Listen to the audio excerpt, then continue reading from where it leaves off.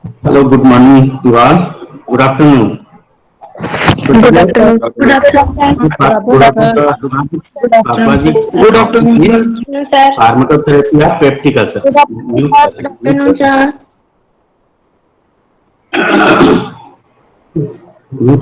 Good afternoon, sir. Good afternoon, sir. good afternoon.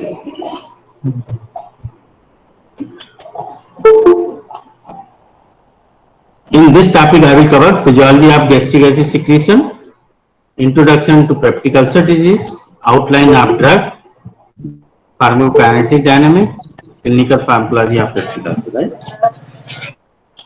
So first, you understand the physiology of the acid secretion.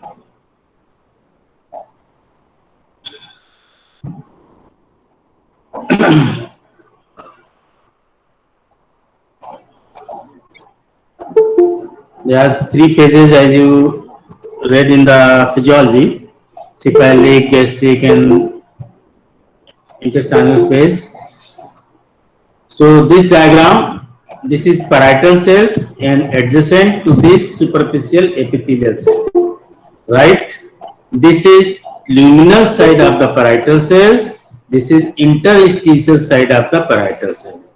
And receptor on the luminal side is proton pump, hydrogen potassium ATPase. And on interstitial side, there are different receptors like muscarinic receptor, cholecystokinin receptor, histaminic receptor, and prostaglandin receptor. On superficial epithelial cells, there is prostaglandin receptors and muscarinic receptor. So process of acid secretion arises release of gastrin, and gastrin release under the effect of seeing the food to enterochromaffin like cells. From here it release the histamine. Histamine acts on the H2 receptor, and there are two pathway, calcium dependent pathway in parietal cells and cyclic MP dependent pathway.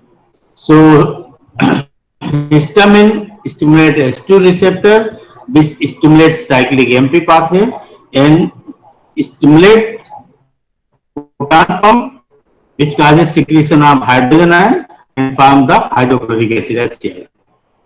This glycerin directly stimulates cholecystokinin receptors and activate calcium dependent pathway, ultimately release HCl. By any muscarinic stimulation by vagus, etc., there is stimulation of this calcium dependent pathway and release of the HCl. This food, seeing the food, thinking the food, there is stimulation of CNS, and via vagus they stimulate the ganglionic cells where M1 muscarinic receptor are present. These ganglionic cells stimulate muscarinic receptor on enterochromaffin like cells, and ultimately they stimulate the muscarinic receptors on the superficial epithelial cells, and they increase histamine release which stimulate H2 receptor. So anyway, H2 receptor is stimulated, cholecystokinin receptor is stimulated, M3 on the muscles, muscarinic receptor stimulate, they ultimately increase the HCl secretion through one gate, that is hydrogen potassium ATPase. This is present on the luminal side. And superficial epithelial cells, it release mucus and bicarbonate. So it form the protective layer on the luminal side of the parietal cells, right? So superficial cells form the protective layer. Our proton pump release the hydrochloric which destroy the epithelial cell. So this is physiology. Phases of gastric acid secretion: cephalic phase, gastric phase, and intestinal phase. Cephalic phase is stimulatory. Any signals, smell, taste, or thought of food stimulate the vagus and act on the M3 receptor. It also releases gastrin, causes the H2 receptor stimulation. So there is release of the acid secretion. Gastric phase में होता है जब food पेट में stomach में जाता है तो food in the stomach stimulate the stress receptor, local reflexes, मस्कुलिनिक receptor, in release of the chemical like gastrin and causes release of the acid secretion. Intestinal phase होता है जो कि inhibitory होता है after sufficient release of the acid secretion. So this intestinal phase inhibit the release of the acid secretion further. Peptic ulcer होता क्या है? What is peptic ulcer? Peptic ulcer is disease or peptic ulcer disease is an ulcer defined as mucosal erosion equal to or greater than 0.5 centimeter of an area of gastrointestinal tract exposed to the acid and pepsin secretion. तो कोई भी ulcer expose हो जाए intestine में against acid and pepsin cause the gastric ulcer. Gastritis is the precursor of peptic ulcer disease and it is clinically difficult to differentiate the two, gastritis and peptic ulcer. So there are gastric ulcer present in the stomach, duodenal ulcer, esophageal reflux disease or esophagitis and Meckel's diverticulum. So these are type of peptic ulcer disease. Gastric ulcer भी हो सकता है, duodenal ulcer भी हो सकता है, gastro-oesophageal disease हो सकता है, डायवर्टिकुलर अल्सर होता है. इनको कंबाइंडली वी से पेप्टिक अल्सर डिजीज. कैसे डेवलप होता है? इम्बैलेंस, एक प्रोटेक्टिव फैक्टर्स होते हैं, एक एग्रीवेटिंग फैक्टर होते हैं. उसमें इम्बैलेंस हो जाए, प्रोटेक्टिव डिक्रीज हो जाए, एग्रीवेंट बढ़ जाए या इम्बैलेंस हो जाए तो अल्सर प्रेजेंट हो जाता है. तो there is some difference in duodenal ulcer, gastric ulcer. क्या है डिफरेंस? duodenal अल्सर जो ड्यूडेनम में होते हैं 25 से 75 साल के बीच में, और ये फूड इंटेक के बाद रिलीव हो जाता है, बाद में फिर बढ़ जाता है. एम्प्टी स्टोमक में पेन बढ़ जाता है. duodenal ulcer is represent as haematemesis and melaena, जबकि गैस्ट्रिक अल्सर एल्डरली में होता है. It is relieve by food, खाने के बाद पेन सबसाइड कर जाता है. It also develops loss of appetite, weight loss, vomiting.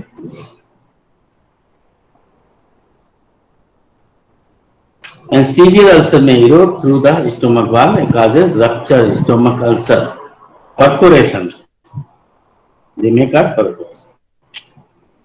Ulcer क्यों होते हैं बताया ना? Imbalance, high in gastric lumen, required defence mechanism to protect oesophagus and stomach. Oesophagus में लोअर एसोफेजियल स्फिंक्टर होता है जो कि स्टोमक कंटेंट को एसोफेगस में नहीं आने देता है. स्टोमक में number of mechanism is responsible for the ulcer. Mucus secretion protect करता है.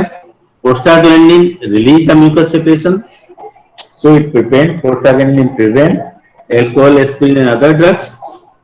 Bicarbonate ion also prevent ulcer formation. High blood flow also prevent. So these are protective factors: mucus secretion, prostaglandin, bicarbonate and high blood flow, mucosal blood flow. So there is, if imbalance, aggressive factors acid and bile, they increase, and protective factors like mucin, bicarbonate, prostaglandin decrease. Then there is ulcer formation results. One bacteria is also responsible for ulcer formation. ये देखा गया कि 90% patient में ये bacteria ulcer patient में this bacteria मौजूद है. And this is known as Helicobacter pylori. इससे भी अल्सर प्रेसिपिटेट होता है. Other factor ulcer like NSAID, ये प्रोस्टाग्लैंडिन सिक्रेशन इनहिबिट करेंगे तो अल्सर हो जाएगा. इथेनॉल टोबैको ये एग्रीवेट करेंगे, aggravating factor. Severe physiological stress ulcer भी कहलाते हैं. Burn, CNS trauma, surgery, severe medical illness, steroid, they are responsible of ulcer formation. So now come on the Helicobacter pylori. क्या होता है? Helicobacter pylori is a gram-negative rod with flagella. H. pylori is most common cause of peptic ulcer. Transmission होता है फीको और root से. इसकी पिक्युलरिटी होती है इट सिक्रीट्स यूरिएज, और यूरिएज यूरिया को अमोनिया में कन्वर्ट कर देता है। अमोनिया फॉर्मेशन की वजह से इट्स अल्कलाइन एनवायरनमेंट, तो दिस बैक्टीरिया, तो ये बैक्टीरिया सर्वाइवल के लिए यूरिएज रिलीज करता है जो यूरिया को अमोनियम कन्वर्ट करता है, otherwise acid destroy this bacteria. Among all duodenal and 2/3 gastric ulcer patients infected with H. pylori. So H. pylori is most common cause of gastric ulcer.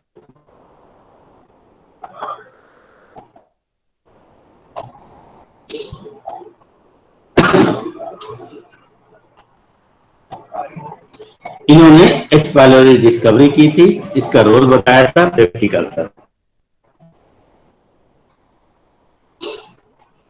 NSAID का role कैसे है, क्यों करते हैं peptic ulcer? Membrane phospholipid एक acid release करता है, आपने पढ़ा होगा पूरा फ्लोचार्ट। फॉस्फोलाइपेज की वजह से एसिड बनता है, and there are two pathways, cyclooxygenase, lipoxygenase. Cyclooxygenase further prostaglandin prostacyclin बताता है, और ये साइक्लोऑक्सीजिनेज इनहिबिट हो जाता है NSAID के थ्रू, तो फर्दर प्रोस्टाग्लैंडिन प्रोस्टासाइक्लिन नहीं बनते, जिससे प्रोटेक्टिव मैकेनिज्म लॉस हो जाती है और पेप्टिक अल्सर बनता है। There are two enzymes, cyclooxygenase 2, cyclooxygenase 1.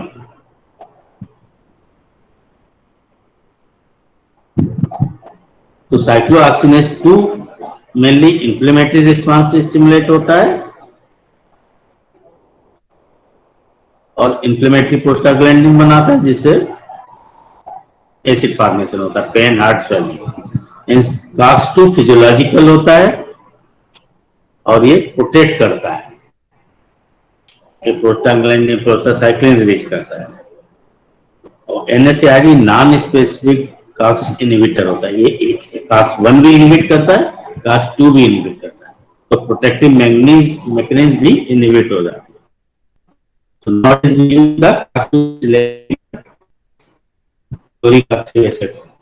जिससे फिजियोलॉजिकल इनहिबिट नहीं होता है, तो इनहिबिट होता है, तो peptic ulcer chances come. Differentiating in H. pylori and NSAID induced ulcer. H. pylori से अल्सर होता है, NSAID से अल्सर होता है, उसमें क्या डिफरेंस है? If ulcer is treated with H. pylori, they are more often in the duodenal, often superficial होते हैं, and less severe GI bleeding होता है। जो NSAID से अल्सर होते हैं, more often in stomach में होते हैं, often deep seated होते हैं, more severe GI bleeding होती है, sometimes asymptomatic भी होते हैं।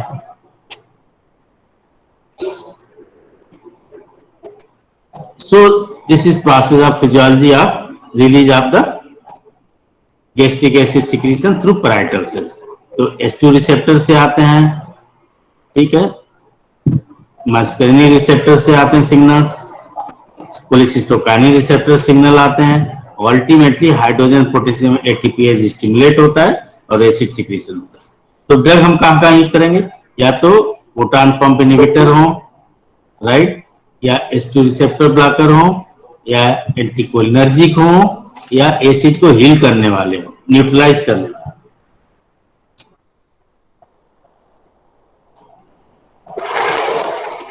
गैस्ट्रिन आया, गैस्ट्रिन रिसेप्टर से calcium dependent pathway, protein kinase stimulate हुआ, हाइड्रोजन पोटेशियम ATPase पंप से गैस्ट्रिक एसिड सिक्रीशन हुआ, राइट।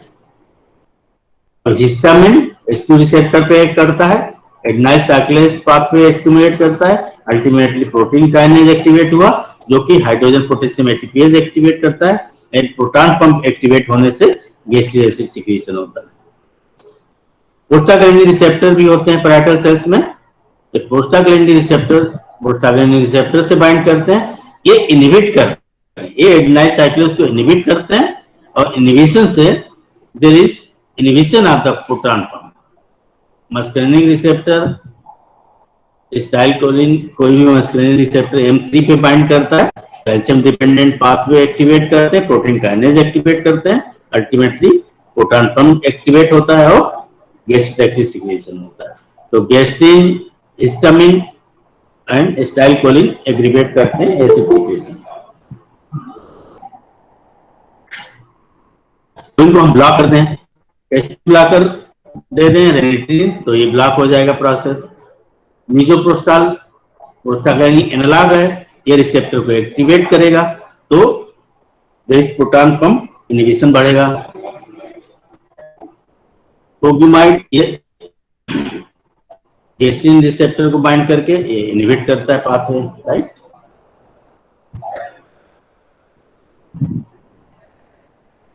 तो थेरेपी का एम क्या है? Host defence mechanism, protective mechanism को एग्रीवेट करना और एग्रीवेटिंग मैकेनिज्म को सप्रेस करना और हेलिकोबैक्टर पाइलोरी को डिस्ट्रॉय करना। ये टारगेट होते हैं हमारे ट्रीटमेंट के। Now classification of drug. One class है एसिड न्यूट्रलाइजिंग एजेंट, जिनको हम एंटासिड बोलते हैं। इसमें सिस्टमिक एंटासिड होता है जिसको सोडियम बाइकार्बोनेट बोलते हैं, sodium bicarbonate, sodium citrate. Non systemic जो होते हैं magnesium hydroxide, magnesium trisilicate, aluminium hydroxide gel, magaldrate and calcium carbonate, ये न्यूट्रलाइज करते हैं acid.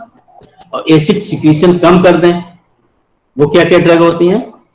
H2 receptor blocker like cimetidine, ranitidine, ओमेट्रिन, roxatidine. Proton pump inhibitor PPI बोलते हैं like omeprazole, lansoprazole, pantoprazole, rabeprazole, esomeprazole, ये सब प्रोटॉन पंप इनहिबिटर होते हैं। एंटीकोलिनर्जिक रेयरली यूज्ड पायरेंजिपिन होते हैं, propantheline and oxyphenonium. And prostaglandin analogue misoprostol use करते हैं प्रोटेक्शन के लिए। तो these are classification of drug. Ulcer protective drug होती है थर्ड क्लास, जो अल्सर पे लेयर बना के अल्सर को फर्दर डैमेज से रोकते हैं। इसमें आते हैं sucralfate, colloidal bismuth citrate, anti H pylori drug. इसमें कॉम्बिनेशन थेरेपी होती है anti H pylori, amoxicillin, clarithromycin, metronidazole, tinidazole and tetrazole, ये सब कंबाइंडली यूज होते हैं। तो first come on the first group of drug antacid. These are weak bases that neutralize acid. They also inhibit formation of pepsin. Acid neutralizing capacity. Potency of antacid. Acid neutralizing capacity depends on the potency of the antacid. They express in terms of number of MEQ, milliequivalent.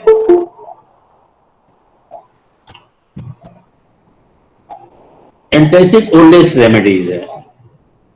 इसमें एक होता है sodium bicarbonate, this is potent neutralising capacity, एक instantly एकदम act करता है, but use क्यों नहीं करते हैं?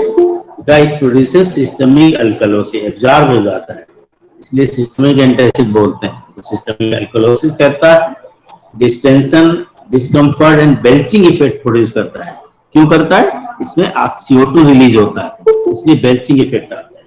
रिबाउंड एसिडिटी हो जाती है, जैसे आप बंद करोगे तो रिबाउंड एसिडिटी हो जाएगी एंड सोडियम ओवरलोड हो जाएगा, इसलिए sodium bicarbonate rarely used in the combination.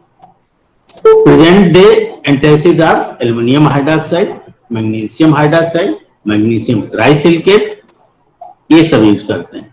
Duration of action 30 minute, they given 30 minute in the before meal, मतलब एम्प्टी स्टोमक में दे दें या 2 घंटे बाद खाने के दिन, आधे घंटे पहले या 2 घंटे बाद। साइड इफेक्ट क्या हो सकते हैं? एल्युमिनियम एंटासिड जो होते हैं, aluminium hydroxide, they are constipating, ये कब्ज करते हैं, smooth muscle and delay gastric empty.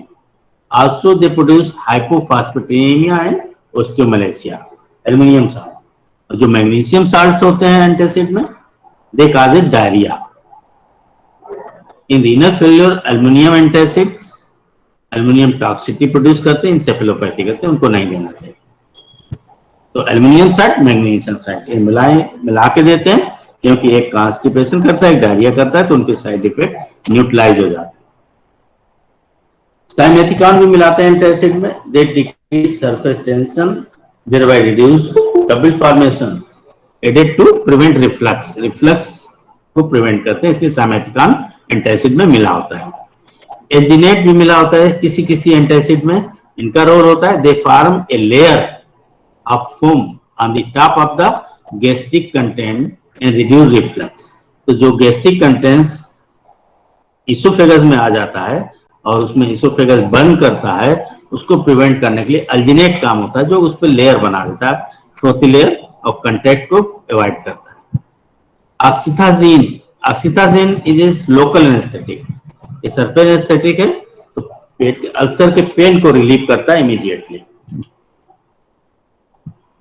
क्या क्वेश्चन हो सकता है therapeutic? Is it rational to combine aluminium hydroxide and magnesium hydroxide in antacid preparation? बिल्कुल, क्योंकि एल्युमिनियम डायरिया करता है, नहीं, मैग्नीशियम डायरिया करता है, एल्युमिनियम कॉन्स्टिपेशन करता है, तो दोनों को अगर मिला के देंगे तो उनके साइड इफेक्ट न्यूट्रलाइज हो जाएंगे। How to avoid formation of insoluble complexes of drug by antacid that are not absorbed?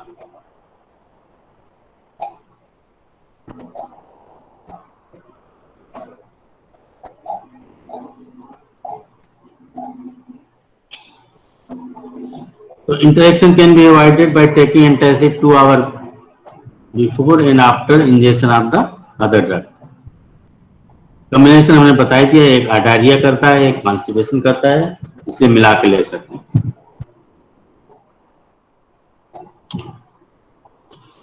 Next drug ulcer healing drug, ulcer protective drug, इसमें सुक्रालफेट आता है। This is sucralfate is salt of sucrose complex to sulfated aluminum. It is hydroxide of the aluminum salt. Role क्या है mechanism of action? In acidic pH it polymerizes to viscous gel that adhere to the ulcer and remain more than 6 hours on the ulcer. So it precipitates surface protein and acts as physical barrier. Dietary proteins get deposited on this layer forming another coat. तो ulcer पे coat बना देता है, एक तो viscous jail बना के बनाता है, दूसरा सरफेस प्रोटीन प्रेसिपिटेट हो जाती है जिससे अल्सर पे कोटिंग बना देता है। तो फर्दर जो एसिड आता है वो can not harm that ulcer, that is why they are ulcer protective drug. They also delay gastric emptying and cause gastric PS synthesis, prostaglandin synthesis, protective action. Prostaglandin synthesis बढ़ने से protective action बढ़ जाएगा, ये दूसरा role होता है sucralfate का। And this sucralfate should be taken empty stomach 1 hour before meal. Concurrent antacid H2 blockers should be avoided. उसके साथ नहीं देते हैं, पीएच बदल जाएगा तो एक नहीं करेगा। कहाँ यूज करते हैं sucralfate? NSAID induced ulcer, patient with continued smoking, ICU में stress ulcer, topical burn, bed sores ulcers, इन सब में क्यों करते हैं? सरफेस प्रोटीन को प्रेसिपिटेट करके अल्सर में प्रोटेक्टिव लेयर बना देते हैं। 1 ग्राम 6 आवरली यूज करते हैं। इनका साइड इफेक्ट होता है कॉन्स्टिपेशन एंड हाइपोफॉस्फेटेमिया। एंटासिड्स कैप्सूल में भी अवेलेबल है, टेबलेट्स में भी अवेलेबल है, और पाउडर भी है, च्यूएबल टेबलेट अवेलेबल है, सस्पेंशन में अवेलेबल है, इफरवेसेंट में भी अवेलेबल है। तो different form of antacid available है। Another category of drug is H2 antagonist, H2 blocker. Example: cimetidine, ranitidine, famotidine, roxadine, nizatidine. Role of mechanism क्या है? They reversibly competitive inhibitor of H2 receptors, highly selective, no action on H1 and H3 receptor. तो H2 selective होते हैं ये। All phases of gastric acid secretion को inhibit करते हैं। Very effective in inhibiting nocturnal acid secretion, as it depends largely on histamine. तो bed से dinner से पहले देने से ज्यादा इफेक्ट होता है। Modest impact on meal stimulated acid secretion. Volume of pepsin content decreases. Volume reduced by 60-70% of the acid. Motility पे कोई इफेक्ट नहीं होता है एंटी ब्लॉकर का, कि पेरिस्टालसिस मूवमेंट नहीं बढ़ाते हैं।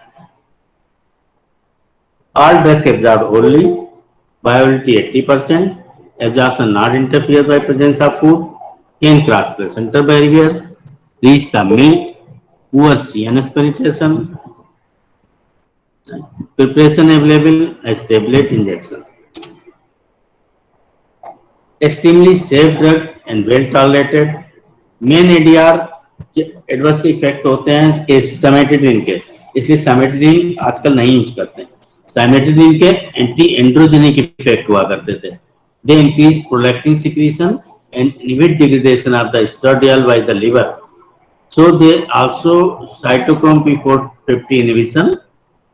So they inhibit the metabolism of the theophylline, metronidazole, phenytoin, imipramine. तो इसकी मेटाबॉलिज्म इनहिबिट होने से इनका कंसंट्रेशन बढ़ जाता है और टॉक्सिसिटी बढ़ जाता है। Other side effect headache, dizziness, bowel upset, dry mouth. Bolus IV release histamine produces bradycardia, arrhythmia, hypotension, cardiac. तो रेनिट्रीन का इंजेक्शन अगर फास्ट दे दिया आईवी तो ये हिस्टामिन रिलीज करता है और patient present as a bradycardia, arrhythmia, hypotension, cardiac arrest. तो बहुत डेंजरस होता है, बहुत स्लोली देना चाहिए रेनिट्रीन का injection, otherwise you give the intramuscular.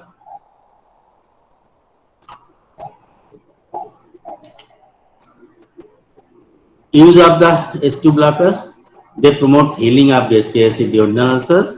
तो ड्यूओडेनल अल्सर में देते हैं, they cause healing of 70 to 90%, gastric ulcer में 50 to 70% healing. Stress ulcer gastritis में यूज करते हैं, गैस्ट्रोएसोफेजियल रिफ्लक्स डिजीज में यूज करते हैं, ज़ोलिंगर एलिजन सिंड्रोम में यूज करते हैं H2 blocker. Prophylactically given to prevent aspiration pneumonia और अर्टिकेरिया में यूज करते हैं। क्यों करते हैं अर्टिकेरिया में?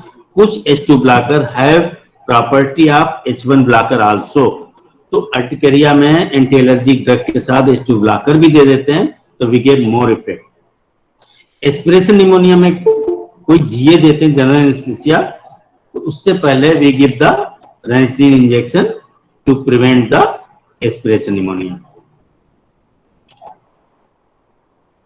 डिफरेंट डोज है, रेनिट्रीन की 300 mg पर डे, फोमेट्रीन की 40 mg पर डे, डॉक्साइड्रीन की 150 mg per day. Question: your friend wants to take H2 antagonist before he takes alcohol to avoid gastric irritation. He consult you which H2 blocker he should consume. कौन सा H2 blocker ले ले alcohol लेने से पहले? इन तीनों में से कौन सा है? तो फोमेट्रिन इज सेफ। फोमेट्रिन क्यों? All H2 antagonists except fometrine inhibit gastric first pass metabolism of ethanol and increase viability. तो अल्कोहल की फर्स्ट पास मेटाबॉलिज्म को इनहिबिट कर देते हैं H2 ब्लॉकर एक्सेप्ट फोमेट्रिन। तो फर्स्ट पास मेटाबॉलिज्म इनहिबिट हो जाएगी तो कंसंट्रेशन बढ़ जाएगा, टॉक्सिसिटी बढ़ जाएगी। Now another group of ulcer acid secretion drug is proton pump inhibitor. तो ये एग्जिट एक गेट है और इनपुट के कई गेट हैं, H2 blocker, anticholinergic, prostaglandin analogue, right. Exit एक ही गेट है जहां से एसिड निकलता है, दैट इज प्रोटॉन पंप। तो इसको इनहिबिट करेंगे तो more than 90% acid secretion inhibit हो जाएगा। तो these are most effective drug in ulcer healing drug. These are pro-drug requiring activation in acid environment. They block enzymes responsible for secreting HCl. They bind irreversibly to hydrogen potassium ATPase. तो जो proton pump होते हैं ये irreversibly hydrogen potassium ATPase को bind करते हैं और inhibit करते हैं प्रोटॉन पंप को, so there is decreased acid secretion. Example of proton pump inhibitor: omeprazole, lansoprazole, pantoprazole, rabeprazole, esomeprazole. Omeprazole, this is substituted benzimidazole derivative. तो ये प्रो ड्रग होता है। ओमेप्राजोल सारे पीपीआई प्रो ड्रग होते हैं। Diffuse in gastric canaliculi, accumulates in the intestinal wall and parietal cell में जाने के बाद एक्टिवेट होते हैं। प्रो ड्रग है, इनएक्टिव होते हैं। जब पैराइटल सेल में पहुंच जाते हैं तो एक्टिव हो जाते हैं। क्या करते हैं वहां पैराइटल सेल?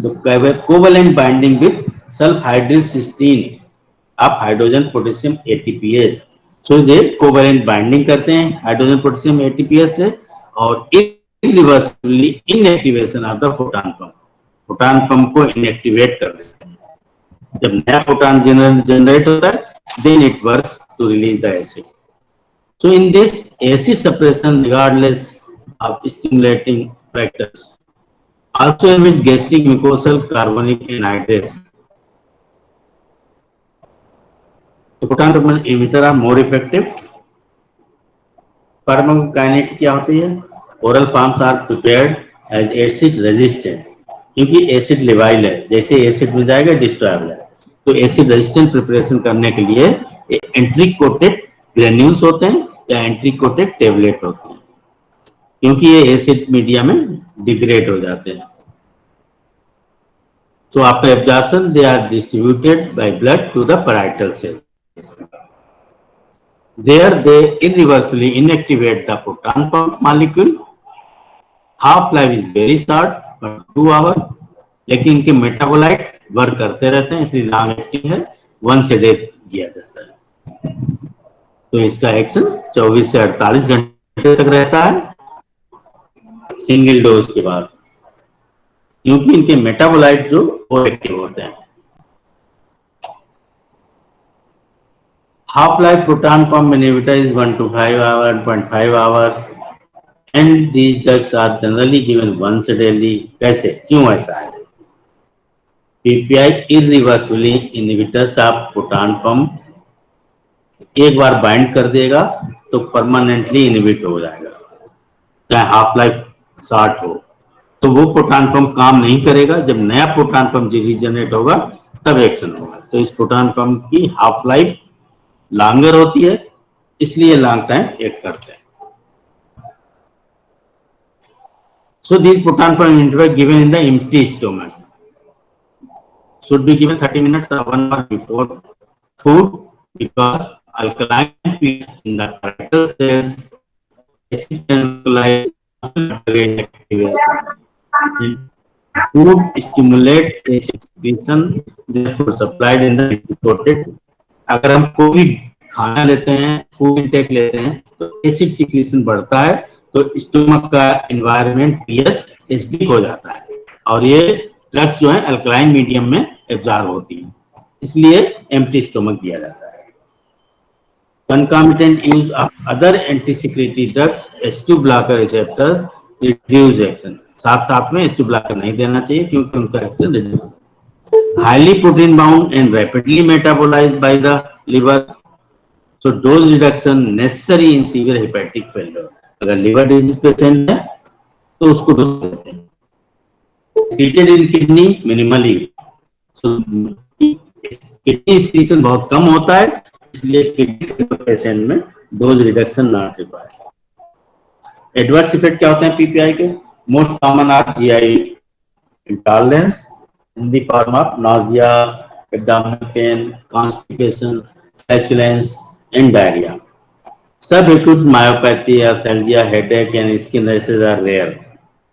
अगर हम prolong use for long time अगर पीपीआई यूज करते हैं तो गायनेकोमेजिया, इरेक्टाइल डिसफंक्शन हो सकता है, leucopenia, hepatic and renal dysfunction हो सकता है। बहुत लॉन्ग टाइम 3 महीने से ज्यादा नहीं देना चाहिए। विटामिन B12 डेफिशिएंसी हो जाती है, हाइपरगैस्ट्रीमिया हो जाता है, विच में predispose to rebound hyper secretion of gastric acid upon discontinuation. अगर हम लंबे समय तक पीपीआई देते हैं तो उसमें हाइपर सिक्रीशन गैस्ट्रिक एसिड का हो जाता है। अगर हम इसको तुरंत बंद कर दें, सडन विथड्रॉ कर दें, तो there is hyper acidity. Hyper acidity क्यों होता है? हाइपरगैस्ट्रीमिया की वजह से हाइपर एसिडिटी हो जाती है, तो रिबाउंड एसिडिटी हो जाती है अगर हम सडन बंद करते हैं। तो पीपीआई लॉन्ग टाइम चलाने के बाद सडन नहीं बंद करते to prevent rebound hyper acidity. Drug interaction होता है, they inhibit metabolism of warfarin diazepam. तो अगर ये डायजेपियम वारफेरिन ले रहा है पेशेंट तो उसका टॉक्सिसिटी बढ़ जाएगी, क्यों कि मेटाबॉलिज्म इनहिबिट करता है। Uses of PPI gastro-oesophageal reflux disease में यूज होते हैं, पेप्टिक अल्सर में, चाहे गैस्ट्रिक हो चाहे दुओडेनल हो, उसमें भी यूज होते हैं। ब्लीडिंग पेप्टिक अल्सर में देते हैं, जोलिंगर रीजन सिंड्रोम में देते हैं, prevention of recurrence of non steroidal anti inflammatory drug. अगर पेशेंट आर्थराइटिस वगैरह के लिए NSAID ले रहा है तो साथ में PPI चलाते हैं। ये reducing risk of duodenal ulcer, recurrence associated with H. pylori action. अगर H. pylori की वजह से बार बार होता है तब भी ये देते हैं। And prevent aspiration pneumonia. Different dose है, omeprazole 20 mg, lansoprazole 30, पेंटोप्रा 40, रेविप्रा 20, इसोमेप्रा 20 per day के हिसाब से देते हैं, सिंगल डोज में देते हैं। Now another category of drug muscarinic antagonist, क्योंकि हमने इंटरस्टिशियल साइड में M3 रिसेप्टर होते हैं और गैंग्लियनिक सेल्स में M1 रिसेप्टर होते हैं। तो anti muscarinic like atropine, they block M1 class receptors, reduce acid production and abolish गैस्ट्रोएंटेराइन स्पाइक।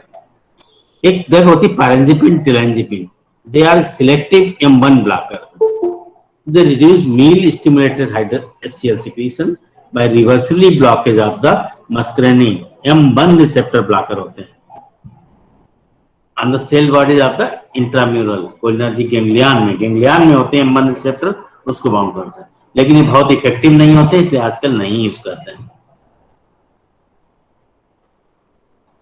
प्रोस्टाग्लैंडिन एनालॉग जो मैंने बताया था, सुपरफिशियल सेल होती है, सुपरफिशियल एपिथेलियल सेल जहां प्रोस्टाग्लैंडिन रिसेप्टर होते हैं और इनका रोल होता है म्यूकस एंड बाइकार्बोनेट सिक्रीशन।